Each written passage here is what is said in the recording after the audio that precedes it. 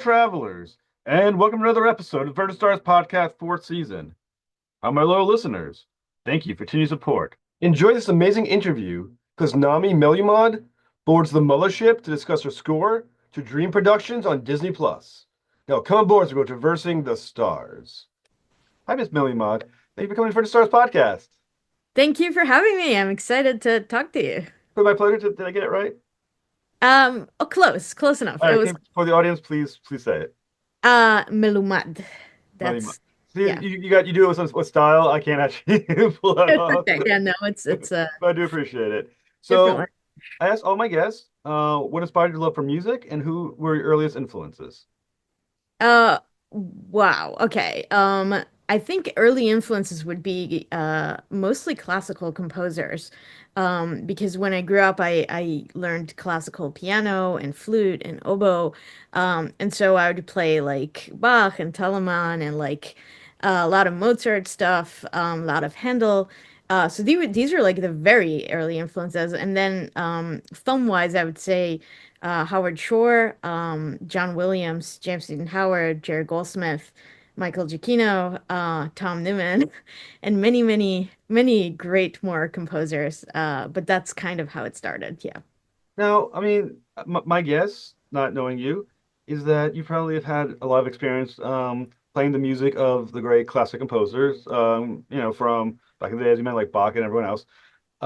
As someone who works on film, is there a difference between your understanding of how classical music works and how film scoring works, which a lot of us will still call classical music? Wow, this is a really good question. No, it is. It's very thought-provoking. Like, because I can talk like a whole podcast just about that. Yeah, I feel there's a great connection between classical music and film scoring. But if you look at like film scoring as a wide thing, there's like a lot of use that is not entirely classical. There's rock, there's jazz, there's synth music. I feel like the approach for film scoring is similar to classical music in a sense that you have all the elements that are coming together to add up to a whole picture. And so, like you have the basses and then you have the basses are giving the bass of the chord and then you have the flutes playing the melody, for example. And the other woodwinds doing like little ornaments and like or little decorations, let's say, and the violas are playing the harmony and the horns are playing the harmony, like if you're looking at like whatever classical, just an example. um so you have a pretty similar thing in film music where you kind of have a like this a lot of elements coming together, like the holding melody, texture, pace, basses, whatever those elements are going to be, whether they're like synths or like percussive or whatever other elements, it still kind of functions as the very basic understanding of classical music, which is harmony, melody, and the rhythm. So I feel that in many ways it is similar. And as someone who sat in an orchestra for a long time, I feel like that like sitting in an orchestra and playing does really help me understand how to write for orchestral music, obviously. And that is for film. The main difference I would say when you're coming to write a film score, whether it's classical or not, is that your main melody, let's say, would always be the dialogue. And so whatever you're writing beyond that, melodic wise, should really complement the dialogue. So you try to avoid like certain frequencies. Let's say if the character is speaking da da da da da da da, then you'll try to avoid that register and maybe play something higher or lower or slower or like in between the sentences, or like try to sort of not take away from the dialogue, because dialogue is king or queen. It's the most important thing in the film. And so as opposed to classical music, which is very like it's self piece, it's like the melody or whatever we're hearing in the classical, that is that. But as you are composing for film or TV, your main event, let's say, is the story. And so you got to complement it. You have all these arts coming together. You have cinematography, you have acting, you have writing, you have directing, you have editing, you have music, you have sound effects. Everything is coming to complement the story. And so The music is not the main thing. It's not a standalone. It would be great if it could be later played as standalone, but it's not standalone. And I think that is the main difference in those approaches. I think that's very interesting, and it got me thinking as well. In your answer, when you're composing for a film, obviously, as you mentioned, the director or editor of the film, it doesn't have necessarily the music in mind first. And being a story, it can go in many different directions in an instant, comedy to something scary immediately happening, whatever it is, right? When you're composing for a song, are there times where the song that you're composing for wants you to go in one direction, but the story is forcing you to go in a different direction because you need to match what's happening in the film? Yes and no. Again, this is a very particular. I feel like when you're writing for the film, whether it's a song or a cue or whatever it is, your vision, your direction, your approach will always be dictated by the story. I feel like that's the best way to do it. Um, and obviously there's room for interpretation, and like sometimes a filmmaker will actually want the opposite thing. Like, there's a, let's say, a horrific murder scene, but we're hearing some kind of a very like lush, peaceful thing. Musically, that's a statement of like of we're doing the opposite. It's like it adds this layer of like absurdity or like a layer of like, thought.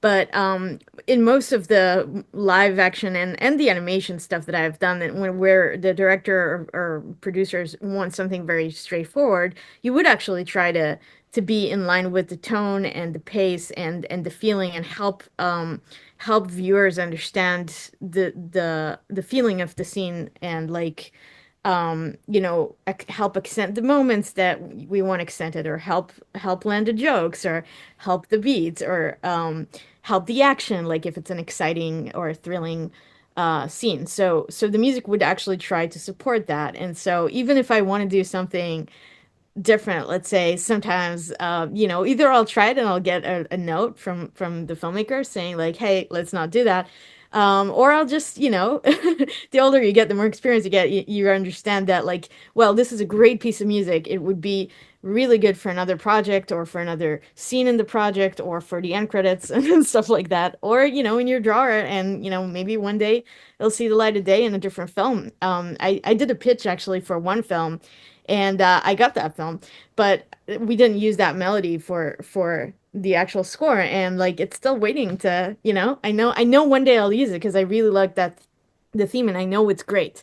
But it wasn't the one for it. So, um, it happens a lot. Yeah. So you're the composer now for Dream Productions from Disney Plus, which is a spin-off from uh, Inside Out. Inside Out. Thank you. My brain had a momentary freeze right Yeah. then. So how do you get involved with the series? And because the scores and the series is kind of connected to what Andrea Datzman and Michael Giacchino was doing for the film, how does that either influence you directly, or did you want to steer away from it musically? So kind of cover both of those questions. Okay, yeah, sure. So I got involved in the series about 6 months. Oh wait, no, it was about a year and a half before it was released. Um, and I basically was brought on to do a lot of like jazzy, funky music. We wanted like the influence to feel like a 70s kind of like early 70s, late 60s vibe.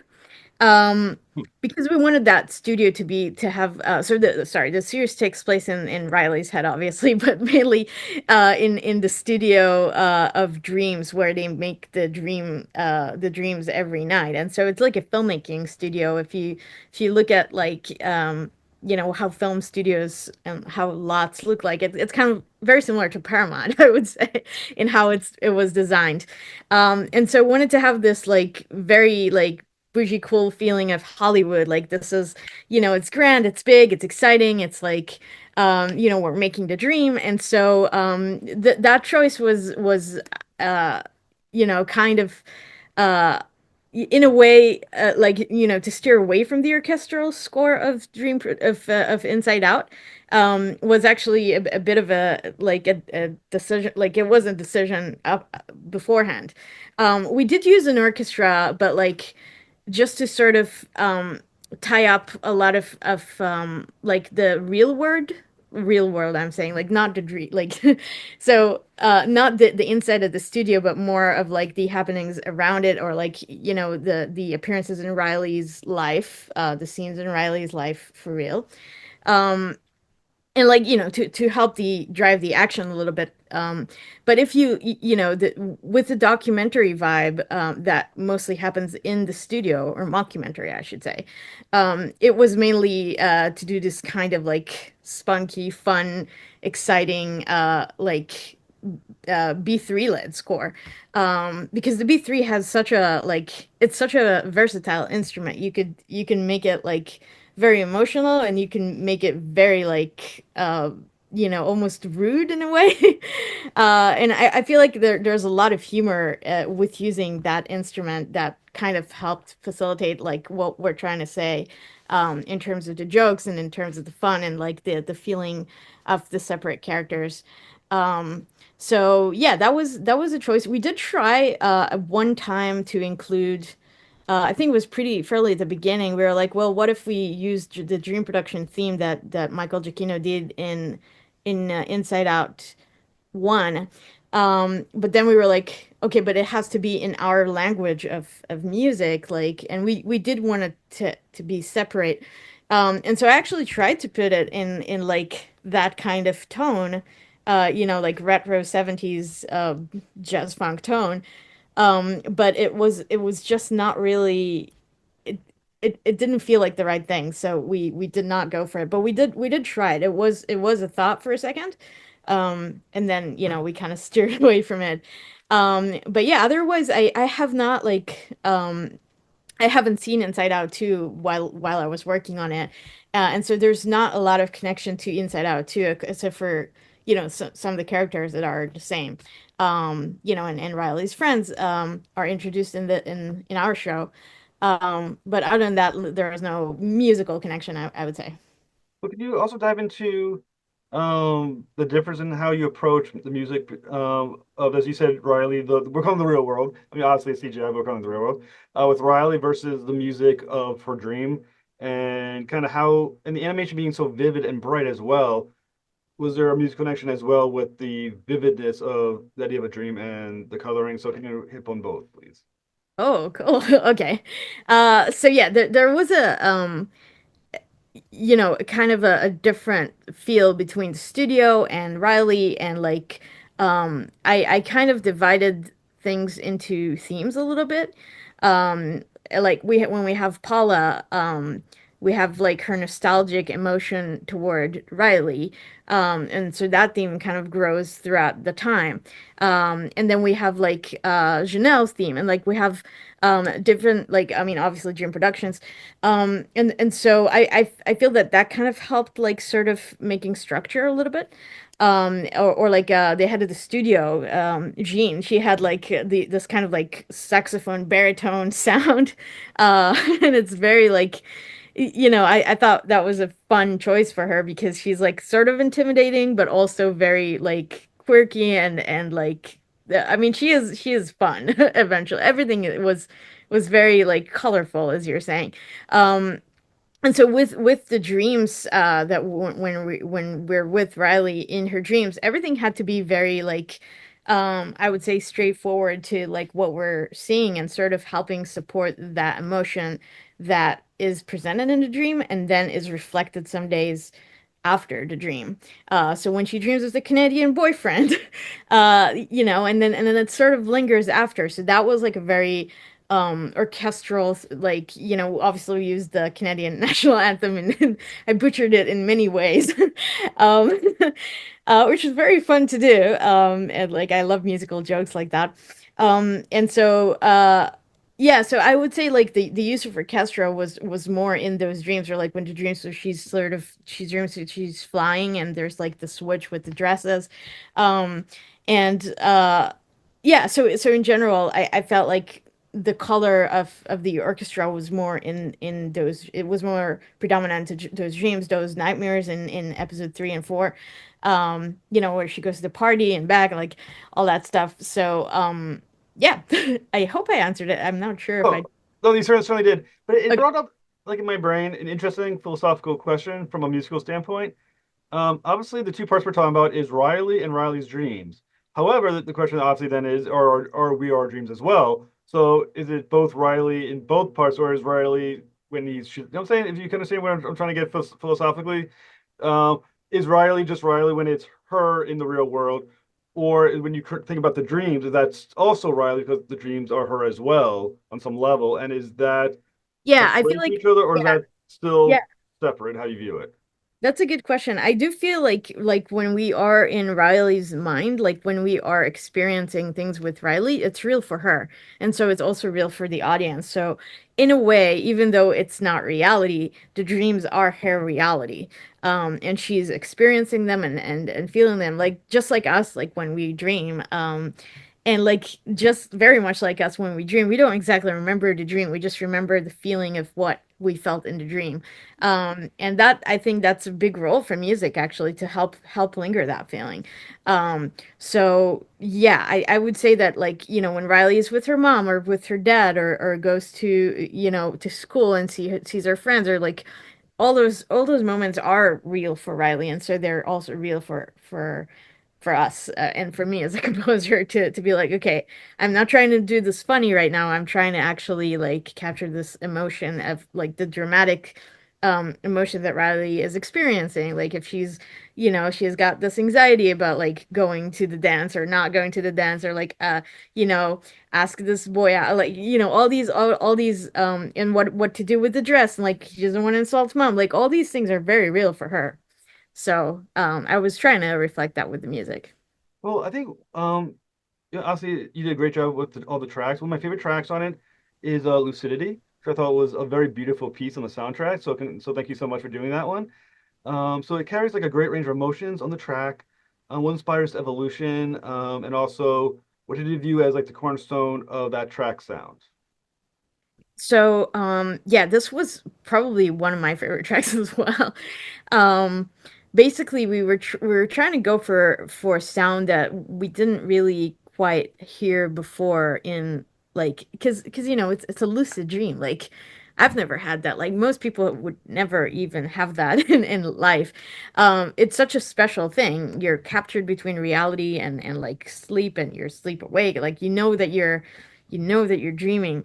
And so yeah, we just wanted a soundscape that like and that reflects the visual too, which is sort of like this, you know, I mean you've seen it, so you know what it looks like. It's like it doesn't look like anything else in the show.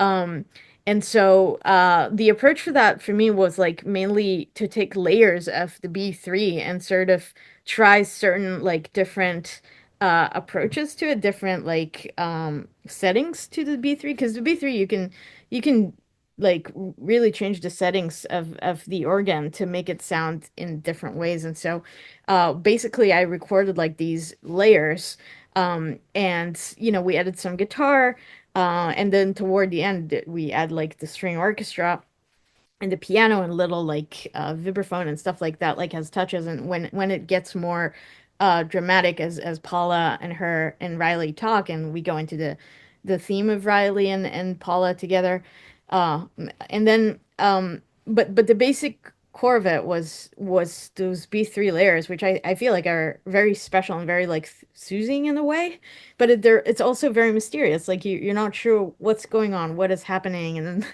you know, it really served the purpose. That's I really like the versatility of that instrument. I think that's a wonderful track. My other track that I really enjoyed on it was called "A Line in the Sandwich," Mhm. which has this like wonderful classic but ominous sound to it, and I think it's fantastic. So can you go into how you develop the piece, and also kind of go into a little bit of the use of that? To me, it sounds like an organ. Am I correct? Or was it an organ in the? Yeah, no, I mean, kind of, it's a harpsichord. Okay. Um, so that piece is basically a classical piece. This is I mean Baroque really. This is Handel's Sarabande being adapted for our show and our needs. And b basically I took the piece and arranged it for the ensemble that we had, which included like bass guitar and drums and percussions and like the B3 that's very prominent in this and two guitars and then the string orchestra playing this piece. And I also I played the harpsichord. Actually, I have one here at home. And so yeah, it's I have to credit this idea to Katie, our editor, and she did a wonderful job just making the beats. It was just so funny to like, the way they added it exactly to those beats. So basically all we had to do like is to match it. And originally they just wanted to use that piece, but I was like we should create like our own, in terms of let's make it the sound of the show because it's more exciting. It's the crescendo at the end when he puts the tomato on the sandwich. It's just it creates a very absurdish, hilarious moment, and I felt like having that B3 again would really help that, which it did. So yeah, I'm very proud of it. It's a fascinating fascinating soundtrack. Another piece. Trying to think of the best way to explain it. Obviously, when I'm talking about this moment, I talk about it. Mermaid Unicorn. Now, on the one hand, it has to be written in a way that you can see why, at some point in Riley's life, it'd be super highly popular. But you're also gonna have to write in a way that, on some level, you can see why it would be annoying to her as a preteen. But on the other hand, you also have the part later on where you also make like a scary version of that song as well. Yeah. So kind of dive into the complexity of making Mermaid Unicorn that it can play so successfully and be so catchy as well Oh my for God. an adult. Yeah, I mean it was a process to do Mermaid Unicorn because like at first we had Mike wrote a song with like a lot of lyrics in it. And, he did the lyrics and I was like trying to like add all these lyrics into a song, and then we decided to shorten it because we're like, okay, we need something short, catchy, fun, and like yeah, it was just I did a lot of trials, and I was like for a month probably kind of trying different things. And like remember the one time I was driving to Long Beach with a friend, and I was trying to like see what I want to do, and he had to listen to all of these Mermaid Unicorn versions. um and then by the end, by the time we went back, I actually had the final idea, so that was, I think it came in the car.